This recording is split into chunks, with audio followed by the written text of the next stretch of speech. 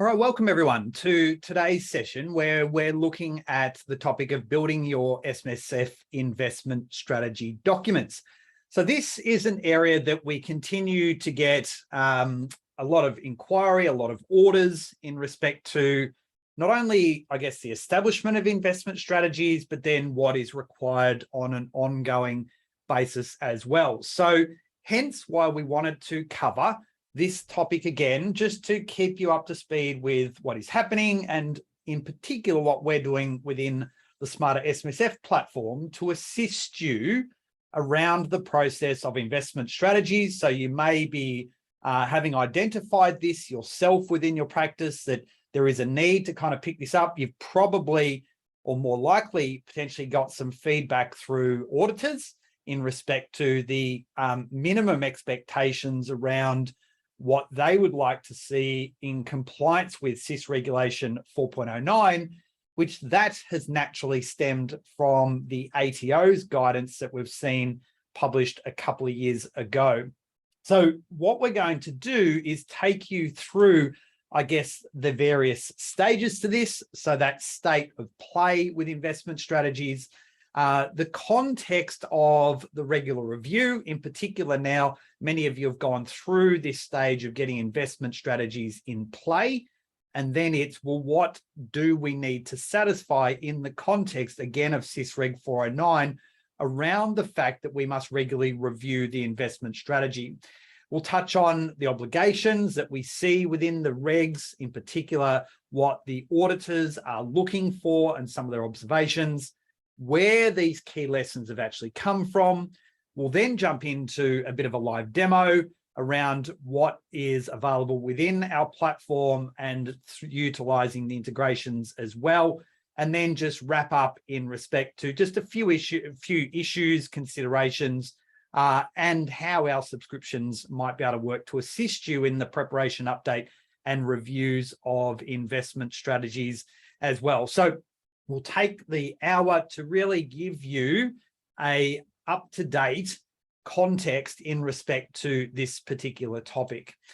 So let's go back and really understand where this has come from. And some of you may have seen this. We spoke about this at our SMSF Day events earlier in the year, but a lot of this goes back to the initial concerns that the ATO had on the diversification requirements around a targeted number of limited recourse borrowing arrangements that had 90% or more single asset concentration within residential property. Now, what is interesting with this is this was a direct response to the Council of Financial Regulators providing a report to government in respect to the use of leverage inside of superannuation. And we have just seen in September of 2022, the Council of Financial Regulators provide a further report that is the 3-year review to this initial review.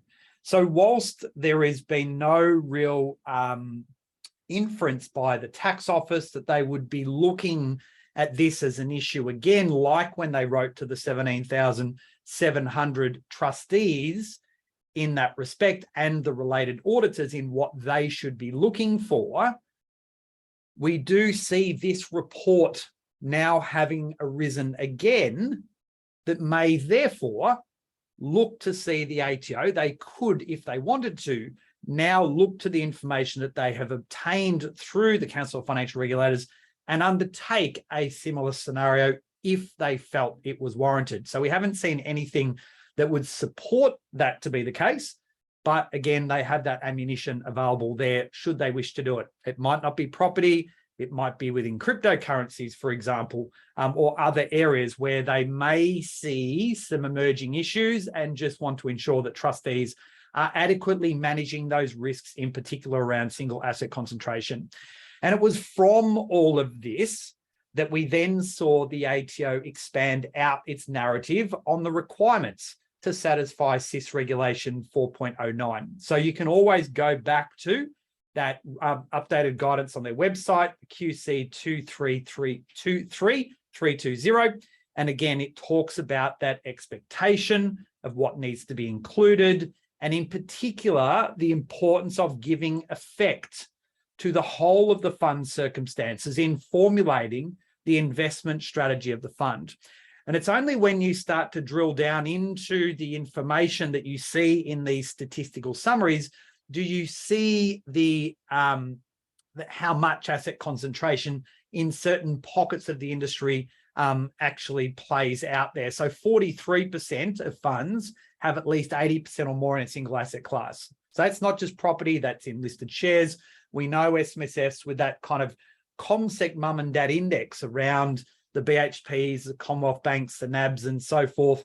Even those funds have specific risk within the Australian equities market, just as we're seeing in more emerging areas of, like I said before, cryptos and the like as well. So how we deal with all of the requirements, risk, liquidity, diversification, these are all parts of the evidence chain that we need to incorporate into our investment strategies.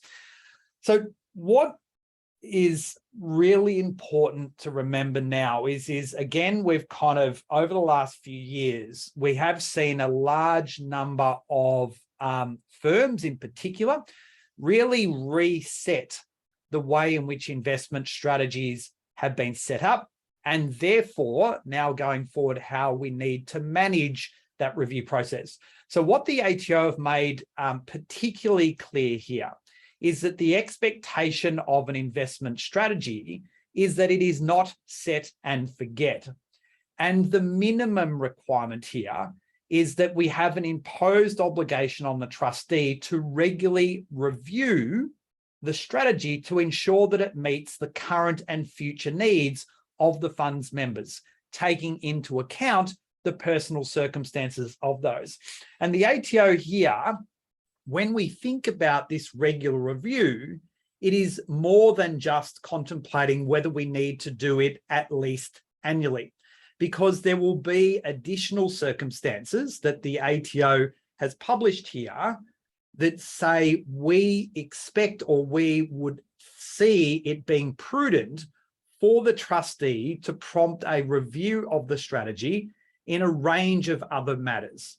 And that is not just as part of the annual compliance requirements. It would also be where there is a market correction. It would also be where the fund has a new member or members that are being added, equally where the fund has members that may be departing, and then also when a member would commence an income stream. And again, in that instance, we're seeing additional liquidity requirements that would need to be given consideration to ensure that the pension obligations, at least the minimum, there may be larger amounts than that. But again, we're evidencing each of those different pieces to a potential jigsaw of what reviews could look like throughout a particular income year. So as I said before, the ATO as an absolute minimum expects the trustees to review that strategy at least annually, and that they would document that they have undertaken this review and any of the decisions that have been made as a result of that review having occurred. So that's where we get to our annual review, our annual accounts. We might see that just incorporated generally into the trustee minutes. You may want to provide some other formal documentation to support that there has been a review, and then the actions that have been taken. If there are no specific actions and we have adequately considered all of the elements as we formulated in the initial investment strategy, we're linking it back to the investment strategy initially, then we would be naturally satisfying the requirements of SIS Reg 409. And this is really what the auditor is looking for. So they have, I guess, their own checklist here and guidance from the regulator to ensure that they have met all of the investment strategy requirements for that relevant income year. So what they're going to be looking for is that the fund has an investment strategy in place, and that investment strategy is documented, even though there's no formal requirement for it to be documented within the regulation, but the auditor isn't going to be able to audit the trustee's head to understand how they are adequately incorporating all of the requirements in SIS Reg 409. So we need to have a documented strategy, and it needs to have considered all of the factors that are set out within that SIS regulation.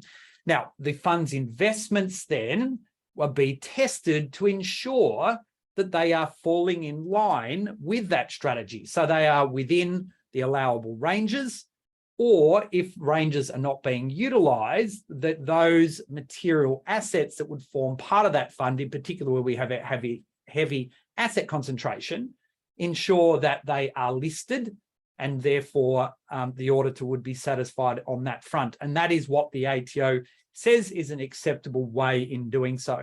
And finally, we can demonstrate that there has been a review undertaken, at least at some stage during that relevant financial year. The question then is well, what other things may have occurred during that income year that might heighten the need to undertake more than one review during the year? So have there been other events? So we've spoken about previously the impacts of COVID and what that might have had in respect to market corrections and or cash flow requirements in the fund, whether we've had new members, they've maybe moved to retirement income streams. Recognizing that detail for investment strategy purposes is critical here from an ongoing compliance point of view. So, and I go back to, again, the same comment that I made earlier here, the fact that this is not set and forget. So it is not just about, let's get the house in order this year and then stick it back in the drawer and not have to worry about it. It is incumbent on trustees to ensure that this information is provided on an ongoing basis, because it is an ongoing requirement of the audit, as we've set out on this particular slide, how each of those individual elements of SIS Reg 409 are complied with.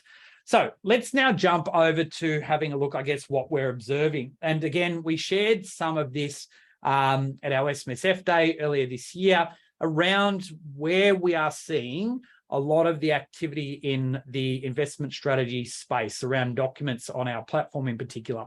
So first and foremost, we continue to see the investment strategies being updated, moving on from this initial strategy, making sure we've kind of got all the deficiencies that are in there are now remedied, or where they actually didn't exist, we actually have now got that information populated.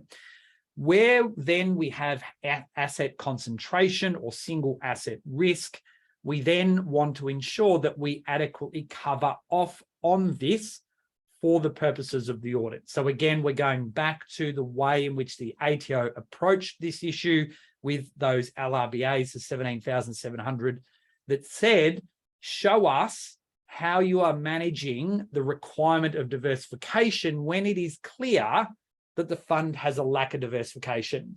The role is not to tell you whether this is an appropriate investment or not, but how are you managing that risk? And the way in which we can demonstrate that is through the addition of a trustee minute or incorporating that into the investment strategy ordinarily. And it's here that we're seeing auditors increasing that level of activity, highlighting these own things, whether we're seeing it being reported in management letters or whether we're seeing it in some other form, because obviously if it's not addressed in the second year after it's been raised in a management letter in the first year, then we can potentially get into contravention issues. And this is not only managing the risk of the auditor and the ATO here, and the auditor as gatekeeper, but it's managing their own risk as well, because what they don't want to see or they don't want to have happen is seeing the risk then come back to them in a range of cases that we've seen a couple of years ago, Baumgartner and the Camembert case, where ultimately, without the observations of the investment strategy, understanding the risks that were inherent in particular assets, it left the auditors exposed, where the trustees sought to recover that loss from them. So a couple of well-known auditors in our industry still highlight these very issues around investment strategies. And I'm sure you are having these conversations yourself with auditors, or if you're an auditor in your own right, you're asking these things of trustees and or their service providers to ensure that these are sufficient for the purposes of signing off an audit each and every year. And therefore, the way in which we have tried to work is to fill some of the gaps that we see in the marketplace. And this is where we built out our comprehensive investment strategy and where we've advanced that to incorporate things such as the asset concentration, and then also through our investment strategy review statement as well. So what happens if we do get to the point where we have a breach? So it is quite simple, because we would simply in the first instance expect to see an updated investment strategy. The auditor should be working with you to say, there's a gap here, get it fixed, get the trustees to complete and sign this, put in place trustee minutes where we might need to consider diversification issues, and away we go. Now, what is important to remember here from an audit perspective is there's no financial threshold test here. So a contravention is a contravention is a contravention.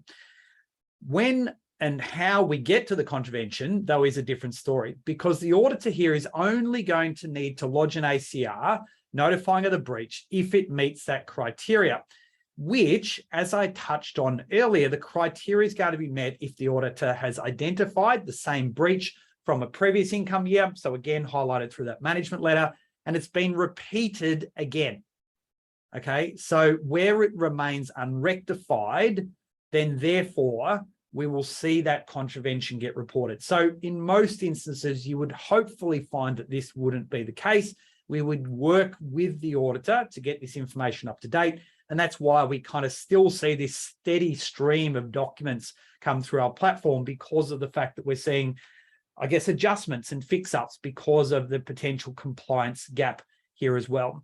So there are a number of reference points that I just want to take you to a highlight that set out what you need to ensure and what we've really relied upon in building our SMSF investment strategy documentation.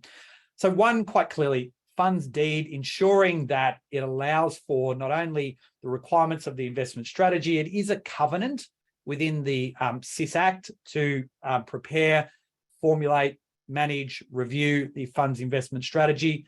And therefore, it's expected that that would be incorporated into the deed as well. We're looking at trustee powers, what the fund can and can't invest in, et cetera, et cetera.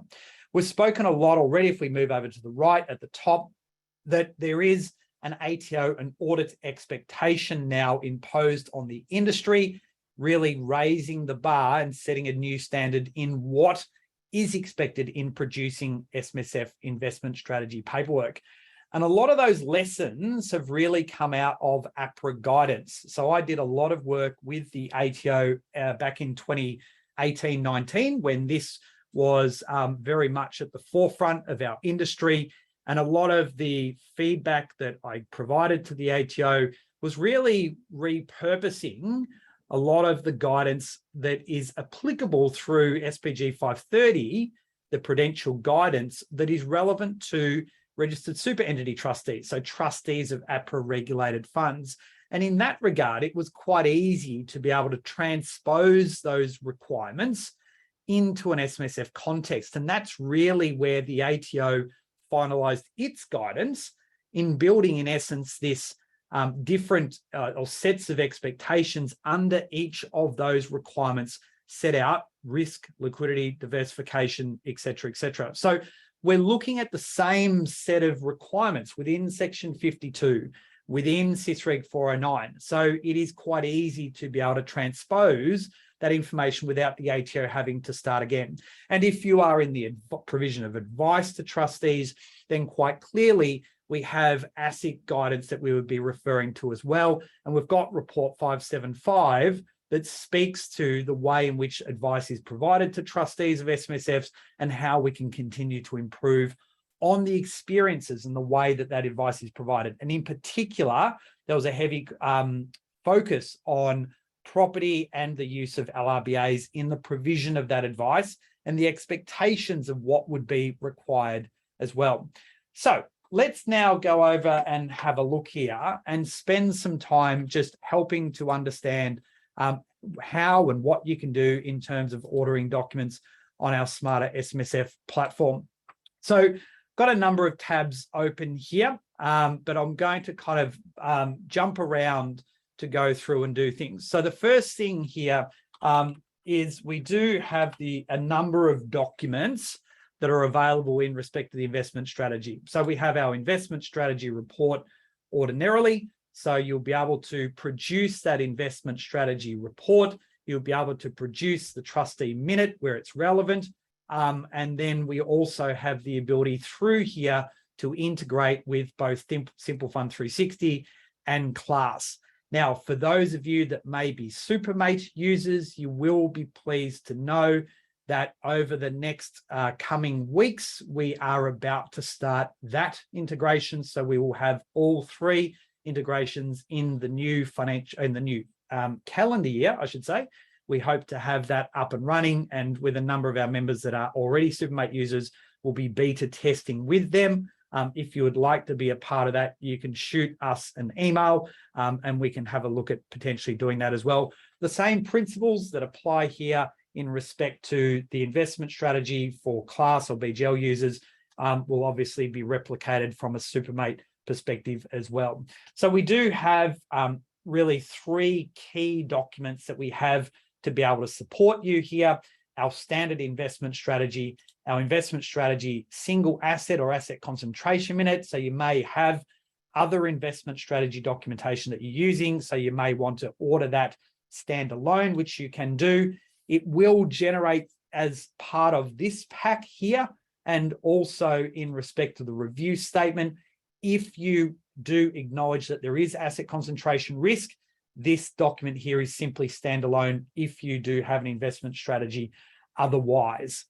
So what I might do here is just jump to our knowledge base. So you do have in here the knowledge base that you can access, our sample documents and the like. And you can see here, you'll see that it is one of the more popular things that we've got on the site here at the moment. You can simply search in respect to the investment strategy.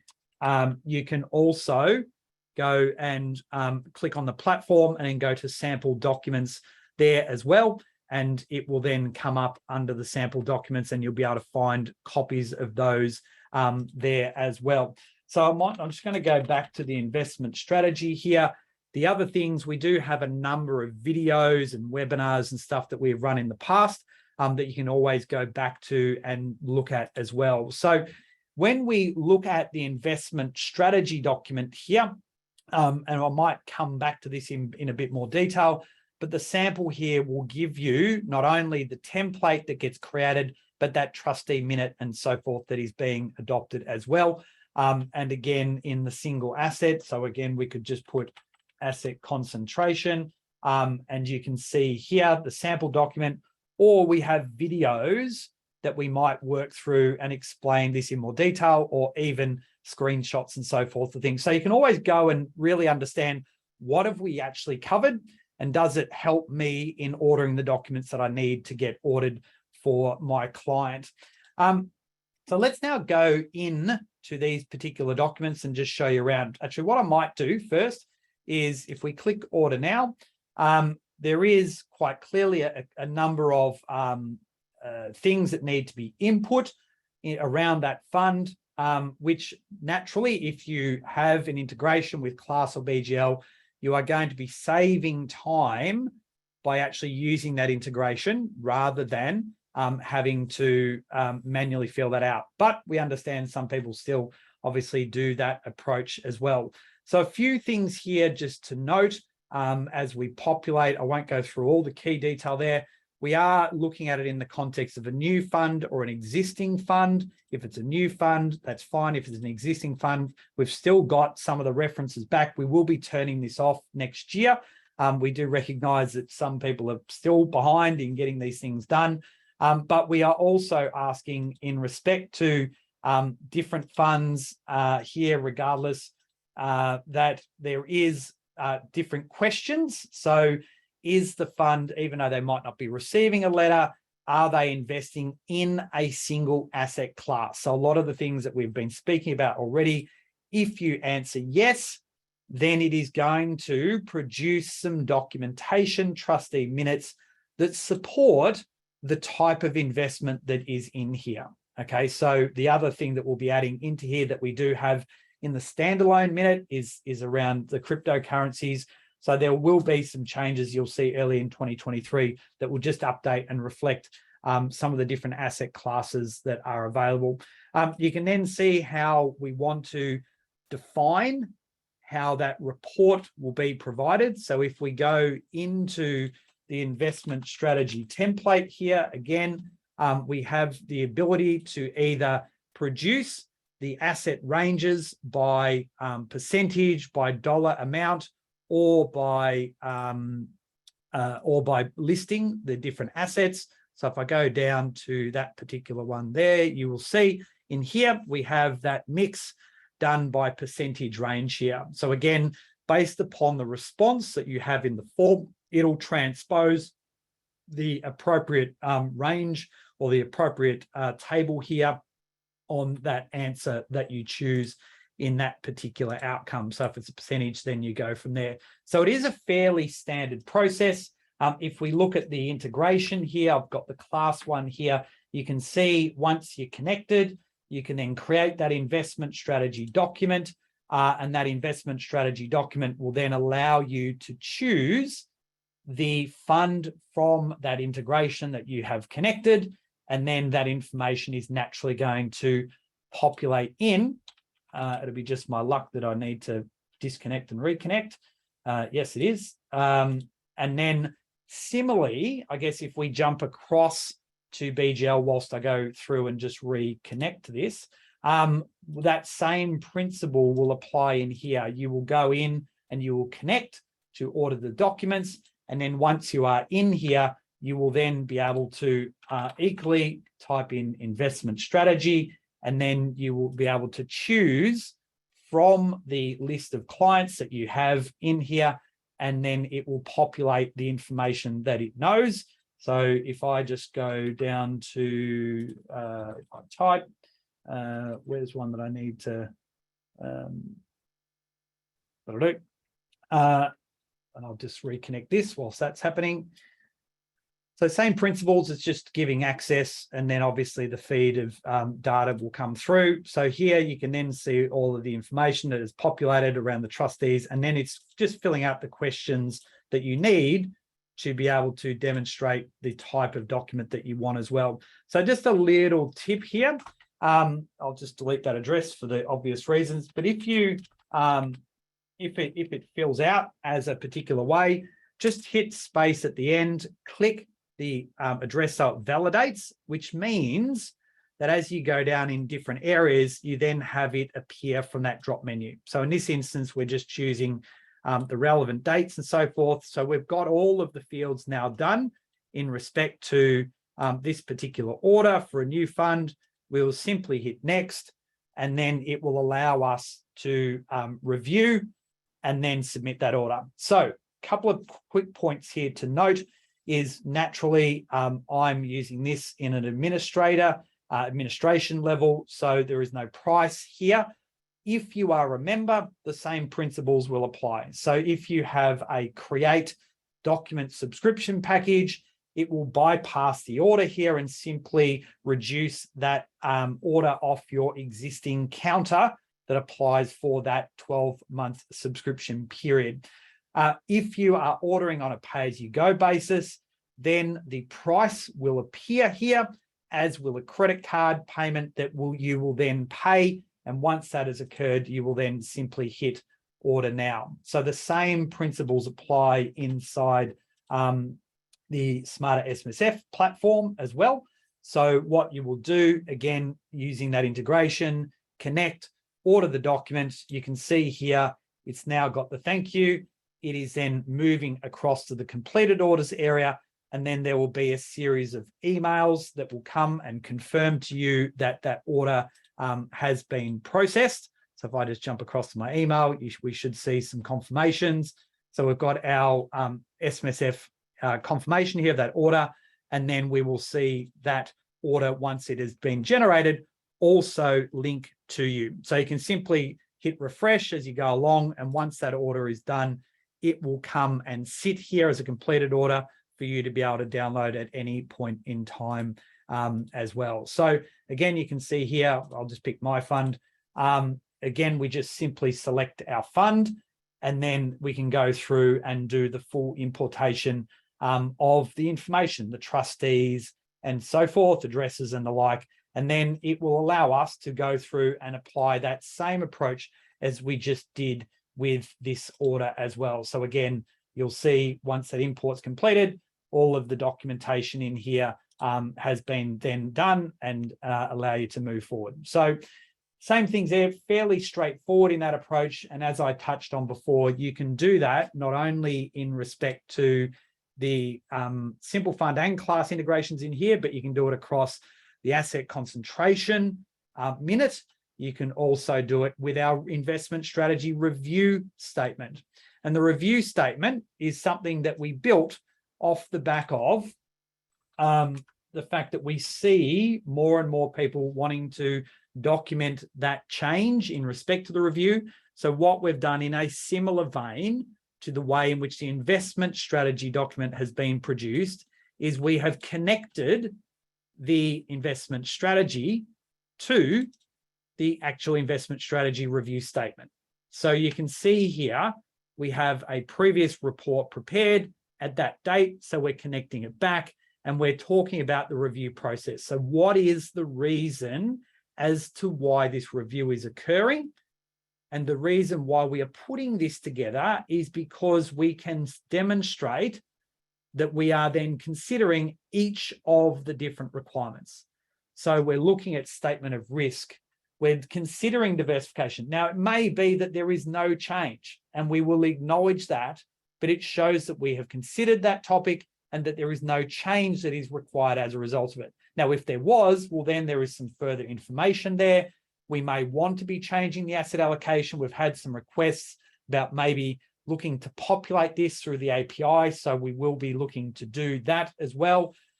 We look at satisfaction around liquidity and the fact that we're continuing to meet that requirement, ability to pay benefits and contributions, whether we need to make changes for insurance, and how they are going through that advice process. So this is a 7-page document, not a 17 or more page document that we have with the investment strategy, but it's a nice, neat, tidy approach here to getting this documentation done by the clients.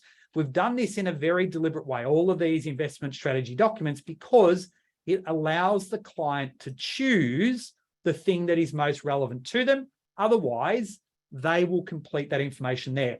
And that is crucial, subject to whether you're allowed to have these conversations or not. Because if you are unlicensed, then you are very limited in what you can and can't say, which is why we build it this way, because you can provide this, you can generate it and provide it to the client and have them complete. And we've done it in a way that gives enough explanation for them to help read, interpret, and then tick the relevant box in 99 times out of 100. It's very rare that we get down to this other option there as well. So you can see here, we now have our document that we spoke about before. I'm just going to click on that. And then you can see here that that document has been generated for that fund. And then we have all of the relevant information that has been populated in respect to the member and their objectives and stuff in here. And then they again go through and tick all of the relevant things that would be appropriate to them in this scenario. So there is one other, I don't know whether I've got it in here or not. You can see the adoption and the asset concentration minute, like I said before. If we just go up in here. Oops. We go to asset concentration minute. So what we've got in here, again, this may generate subject to the whether you've ticked that relevant box or the drop menu. So in here, we've got a recognition of the review. We then have property as a single asset class and the considerations as to why it would be appropriate for this fund and the resolutions that would follow from that. And again, we've just got some guidance there and the ATO's views as to why this is appropriate in these circumstances to be producing such information from a compliance perspective. So let's now move back to our slides and keep going. Where do I need to go? There, share and share. Okay. So helping to prepare, update or review. So like I said, I just touched on this very issue. So if you are not licensed, what you can do is you can advise clients of the need to have an investment strategy. So you can identify this issue and say from a compliance perspective, you must have a strategy. You can document the strategy. So you can produce the template from our platform or via BGL, for example, there. But the filling out of that is obviously limited as to whether you're licensed or not. Now, discussions around diversification requirements and so forth is a bit murky. So there is 7.1.33A within the Corporations Act that talks about whether and what extent you may be able to talk.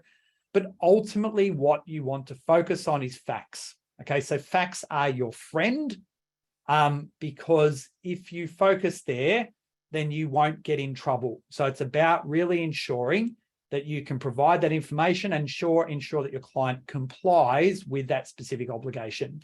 Now, the ATO does say, be careful when obtaining templates, as these may not satisfy the rules. So you kind of go, well, Aaron, aren't you just producing a template? The concern that the ATO has is that you're using something potentially out of a specific software, and all it talks about is that the trustee is considering risk, liquidity, diversification. So it's one page and really isn't worth the piece of paper that it's written on. And this is where we've then in BGL is really, we've done a lot of work with them to say their role is not to be producing this type of paperwork, but allowing a document to be prepared that gives the opportunity for the trustee to tailor to their specific circumstances. Okay, so in that instance, you can clearly see, yes, we've provided a template, but it enables them to answer questions and choose their own adventure, in essence, around the circumstances that are relevant to them. And that is the critical piece to this process. And that applies not only when you establish an investment strategy, but what you're doing in the context of reviewing that on at least an annual basis as well. Now, on the flip side, if you're licensed, then quite clearly the circumstances in which you can have these conversations are far greater. Risk profile, inside assets in super, outside assets with super, short-term, long-term income needs, client preferences, and the like. So in terms of our suite of documents, what do we have available? Like I said, I've kind of explained and demonstrated and showed you some of those before. So investment strategy report is available, as is our review statement and our single asset concentration or single asset risk that does, like I said, include crypto and properties and the like. We do have the integrations across both Simple Fund and Class. Simple Fund in two fronts, so both through the software, but also via our platform, Class through our platform. And as I said, our work to undertake the Supermate integration is to be starting in the next couple of weeks. We also have a series of unlicensed accountants letters that we've worked with Kath Bowler from Holy Nethercote Law. So what we are doing there is we have a suite of documents that do incorporate the investment strategy report. So if you have any concerns around whether the provision advice might rest with you or not, you can ensure that the information and that the client has had the opportunity to seek advice, and that therefore, based upon the information that they've provided you, you may then be looking to produce an investment strategy for them. Maybe it follows off a statement of advice where they have obtained advice, or they have decided to not proceed, but have given you the instructions to execute in an execution-only framework. These unlicensed accountants letters are designed for that very specific purpose, which we do have from new funds and pensions, investment strategies, rollovers now under SuperStream, where they're being instigated via your SMSF software, a number of those. So again, that also forms part of the suite of documents that we have as well. Now, where do we see this? I guess if you are looking at the context of investment strategies, what we have seen and observed over the last 12 to 18 months within our own business is the fact that users come down a couple of different paths in the way in which they might look to utilize investment strategies and a broad range of documents with Smarter SMSF. So the first journey is really there's a specific need within the business, and this is where it might be with investment strategies, and it becomes an economics game. And we'll show you an example just shortly. Or we have this second journey where there's kind of dip your toe in the water, do some orders, do a few more, and then we will identify whether there is a tipping point for you to actually say, you know what, we're going to demonstrate to you why a subscription is better than the way that you're currently doing it. And that even includes where you're dispersing all this stuff straight through to your client. So we did a webinar earlier this year in June. We've got the link there. We'll share with you after today. If you haven't or you want to find out more about it, I would strongly suggest watching that. It is a pretty compelling argument to both of these particular journeys. But let's go through and show you about this economics issue, because what we've got here is Jackie wants to upgrade all of her clients' investment strategies. She's got 80 clients. If she did them through us, she'd be spending about $12,000 a year plus GST, 80 documents at $150. Now, alternatively, she could create purchase a Create 100 document subscription, $500 a month or $5,000 a year plus GST. And what it does is it reduces down the average cost to less than $75 a document. And it will give her an additional 20 documents. And what people get caught up with a lot with the subscriptions, and this may be even when it gets to a next one, which is 250, is, but I'm not going to use that many. The reality is, and this is the important piece here, is it doesn't matter whether you use them all or not. The economics here is in the following bullet point. By comparison in ordering via a subscription, the break even here for Jackie is 40 documents out of 100 on a pay-as-you-go basis. So even if Jackie only orders 60 in total for the year, she is going to be ahead from where she was previously ordering on a pay-as-you-go basis. So it's kind of getting through that barrier to say, yes, but I'm not going to use all the documents. That is irrelevant. If you can use them to an inch of its life, the last one on the last day of the subscription, kudos to you. You've absolutely wrung it dry to the fullest extent. But the reality here is that in most instances, even where the documents won't be fully used, the subscription benefit will be significant. And in this instance, 40 is the break even. And therefore, Jackie can engage in a whole range of other documents that she would, in essence, be more beneficial as a result of, that she can then charge. And quite clearly, there's no additional cost to her firm, which gives her a much higher margin than in terms of the use that she obtains from that document subscription. So there's the list for you, just in respect to what we have available and all the different pricing points on a monthly or annual subscription. So if you do have any questions, you can get in contact with David, who again can walk you through an analysis of what it might look like inside your firm. We've got some guides on the bottom of the table there about how many funds you might have. But again, we can have that discussion further with you. One of the things to note that might be a little bit carrot for you is that we have launched today our Black Friday sale. So we do have on our document subscriptions, 25% off on our Create 25, Create 50 and Create 100 packages available over the next 72 hours through to Friday, the 25th. So we don't usually give discounts out on this stuff. So I would suggest if it is something that you are contemplating, we've got a dedicated page there, smartersmsf.com/Black Friday, and you can have a look at the specials that we do have available, both from a CPD point of view and also with our document subscriptions. So key takeaways, I guess, from today's session: evidence, evidence, evidence, document, document, document around the support with investment strategies. And therefore the reviews is really this next phase around SIS compliance. It now has gone more than just a few standard paragraphs that come out of your SMSF software. And the expectation here now is the importance of how we are demonstrating the obligations set out with SIS Reg 409 and then the continued obligations of that each and every year, and the events that may occur during that year that would require a review to occur. It puts a greater onus on trustees and therefore maybe the role that you play to remain active in their assessment of the fund's performance against the objectives. So we're trying to kind of shift the needle. Many financial advisors obviously are looking at alignment of objectives to fund performance to help meet retirement goals. This is the very essence of investment strategies.